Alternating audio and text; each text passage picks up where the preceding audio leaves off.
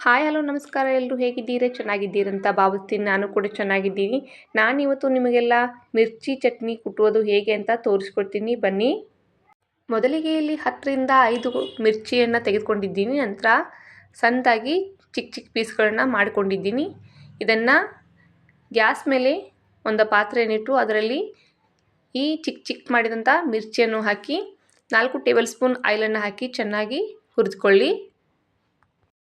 ಈಗ ಇದಕ್ಕೆ ಒಂದು ಬೆಳ್ಳುಳ್ಳಿ ಗಡ್ಡೆಯನ್ನು ಚೆನ್ನಾಗಿ ಸುಲಿದುಕೊಂಡು ಈ ಫ್ರೈ ಮಾಡ್ತಾ ಇರೋಂಥ ಮಿರ್ಚಿಯಲ್ಲಿ ಹಾಕಿ ಅದನ್ನು ಕೂಡ ಚೆನ್ನಾಗಿ ಫ್ರೈ ಮಾಡಿ.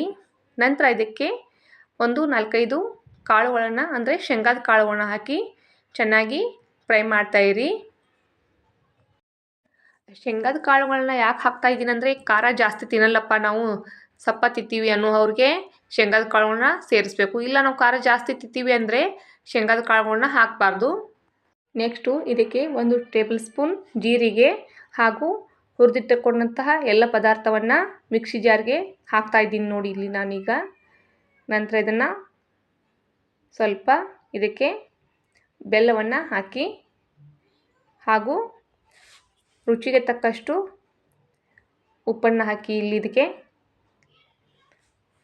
ನಾನಿವಾಗ ಇಲ್ಲಿ 1 ಟೇಬಲ್ ಸ್ಪೂನ್ ಉಪ್ಪನ್ನು ಹಾಕ್ತಾಯಿದ್ದೀನಿ ನೋಡಿ ಇಲ್ಲಿಗ. ನಂತರ ಇದನ್ನು ಚೆನ್ನಾಗಿ ಮಿಕ್ಸ್ ಮಾಡ್ಕೊಳ್ಳಿ. ಈಗ ಕೆಂಪು ಚಟ್ನಿ ರೆಡಿಯಾಗಿದೆ ನೋಡಿ.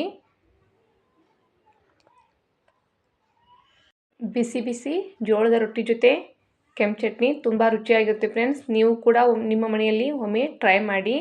ಹೇಗೆ ಬಂತು ಅಂತ ಕಮೆಂಟ್ ಮಾಡಿ ಹಾಗೂ ಲೈಕ್ ಮಾಡಿ. ಧನ್ಯವಾದಗಳು.